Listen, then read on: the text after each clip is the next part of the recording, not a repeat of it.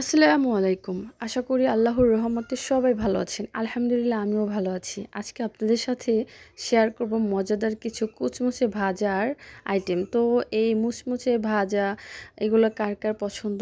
যাদের পছন্দ অবশ্যই আপনারা একটু দেখার চেষ্টা করবেন। নেক্সট টাইম আপনারাও এইভাবেই রান্না করতে পারবেন। তো যাই হোক আমি চলে আসলাম।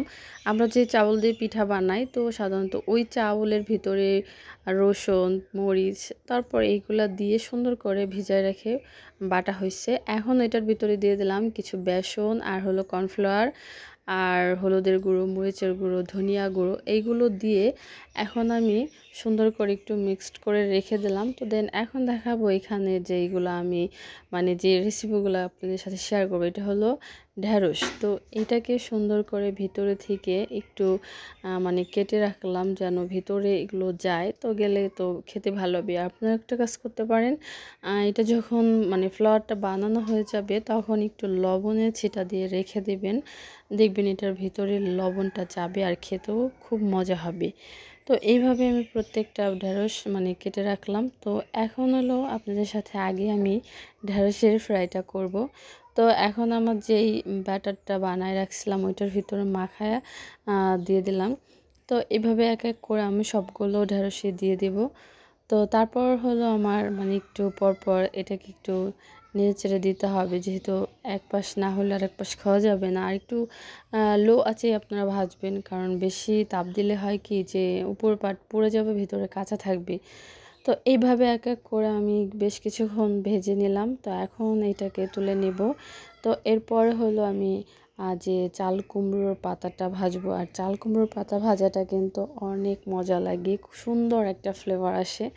আমার কাছে আসলে এই ধরনের ভাজা পোড়া খুবই ভালো লাগে গরম ভাতের সাথে বা সোদা খাইলেও। তো এইভাবে আমার সবগুলো ঢ্যাঁড়সের ফ্রাই করা হয়ে গেছে। এটা কিন্তু খুবই আনকমন একটা রেসিপি। এটা সচরাচর কাউকে করতে আমি দেখি নাই, বাট আমার মনে হয় আমি এটাকে ফার্স্ট ট্রাই করলাম। তো যাই হোক আপনারাও অবশ্যই জানাবেন। এখানে আমার চাল কুমড়োর পাতাগুলো ভাজার জন্য দিয়ে দিলাম। তো এক এক করে এগুলো দেওয়া হয়ে গেলে দেন এখন উঠায় নিচ্ছি। তারপর হলো এখন দেব ধুন্দুলের যে ফুলগুলা। তো ফুলগুলা সকালবেলা তুলে আনছি গাছে থেকে, এখন একদম ছোট হয়ে গেছে। তো আমার ফাইনালি ভাজা পুরাটাই কমপ্লিট। তো আপনাদের সাথে দেখাইতেছি কত বড় বড় হয়েছে।